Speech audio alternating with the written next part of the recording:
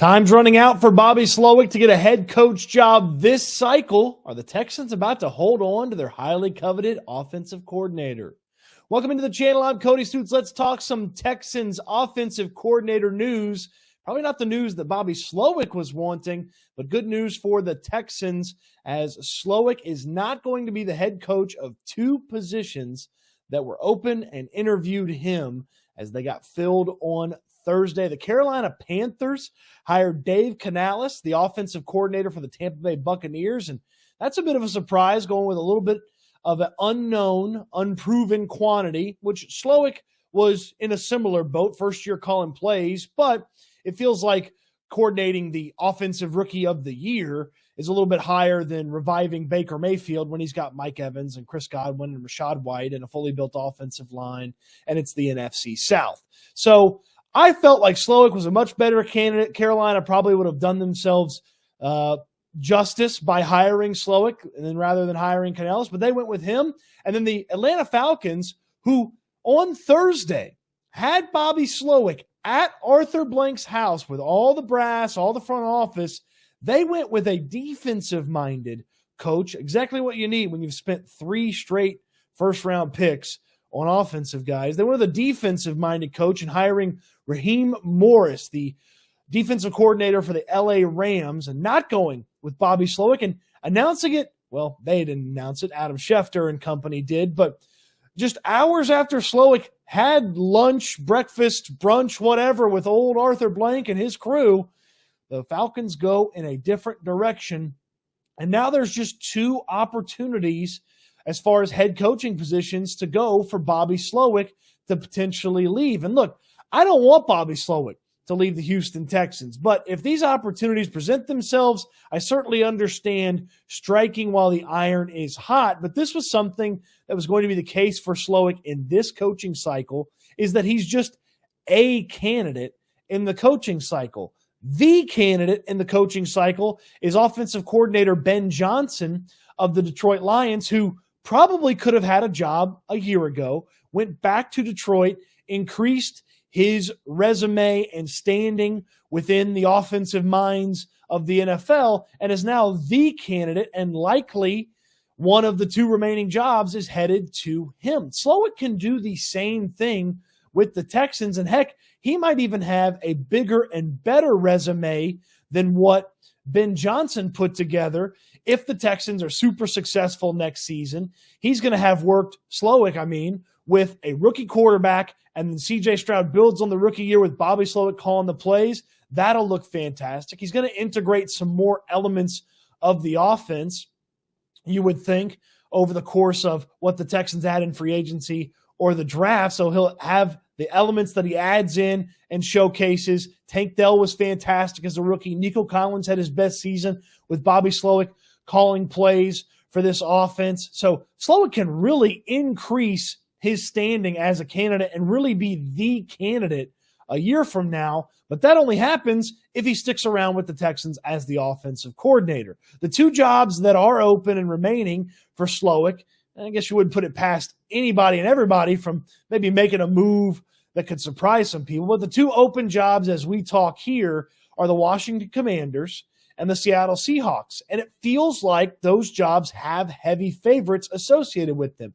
Ben Johnson, we just talked about him from the Detroit Lions. The Commanders want to talk with him, and they can't talk to him until the Lions finish up that NFC Championship game against the San Francisco 49ers. And then the Seattle Seahawks, they've been linked to Dan Quinn basically the whole time, the defensive coordinator of the Dallas Cowboys. Quinn, of course, used to coach under Pete Carroll in Seattle. Carroll's sticking around in the organization, so that could be awkward for somebody that Carroll doesn't have a previous working relationship with or isn't giving his blessing to the hire. So that might be an awkward situation that some coaches might avoid. And then you start thinking about what those 2 teams need right now. Maybe they don't want to go with a second-year calling the plays, first-time head coach. And look, Ben Johnson's going to be a first-time head coach if he gets the Commanders job, but he's called plays for 2 straight years. He's been the top offensive mind in Detroit for 2 straight years,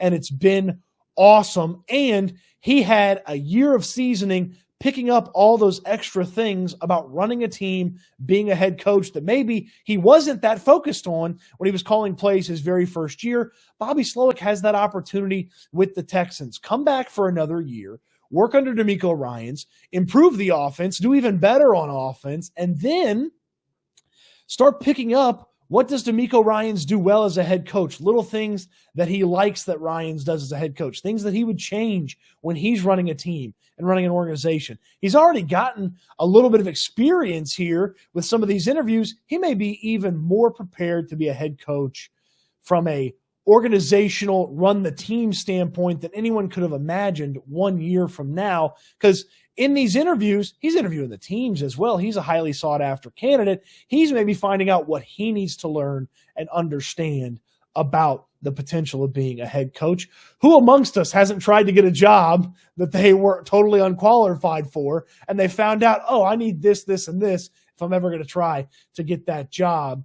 In the long run, Slowik has that opportunity. So now the Texans, they don't have to do much because they can't really stop Bobby Slowik from leaving if there's a head coach opportunity. He can't move for an offensive coordinator job. So the Texans just kind of sit back, wait till the Commanders and the Seahawks make a hire, make sure that nobody else in football fires their guy late in the cycle and has another hiring opportunity, has another opportunity for Slowik to go there. And then they sit back and their offensive coordinator hangs around for one more year, and there's continuity with the way they're going to run the offense. The other name to think about and pay attention to when we talk about the offense from the Texans, Gerard Johnson, the quarterback coach for the Houston Texans. Johnson's interviewed for offensive coordinator jobs before, and Johnson's interviewed for a couple of offensive coordinator jobs already. Here's another element of the wait one more year if you're Gerard Johnson. If Bobby Slowik was this close to getting a head coaching job this cycle, you would think with improvement, he's going to get the opportunity to be a head coach next year. That leaves the offensive coordinator spot coordinating Tank Dell, CJ Stroud, a put-together offensive line, the third year where a lot of guys take a big leap as a quarterback.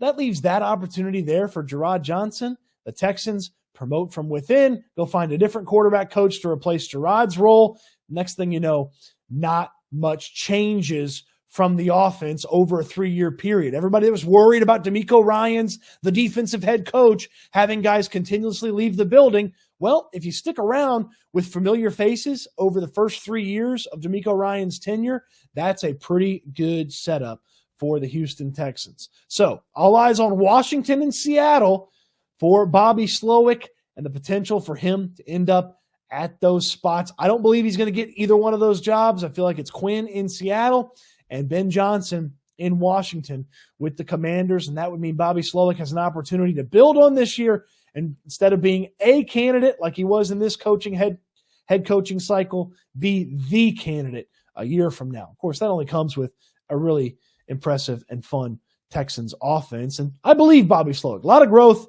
over his season, and the Ravens game to end the year was a little shaky here or there. That's a really good Ravens team. They had Slowik's number. If he sticks around, they get a chance at revenge with the Texans against the Ravens next year because the Ravens are coming to NRG Stadium. So we wait.